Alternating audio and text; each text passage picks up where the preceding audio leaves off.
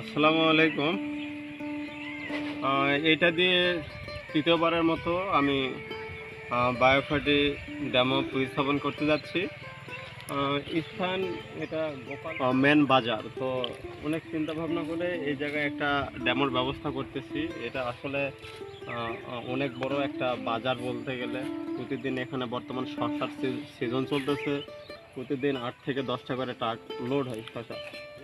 তাছাড়াও এখানে ফুল সিজনে অনেক ফুল খেতে আমাদের বেচা কিনা হয় এই গোপালপুর বাজারে।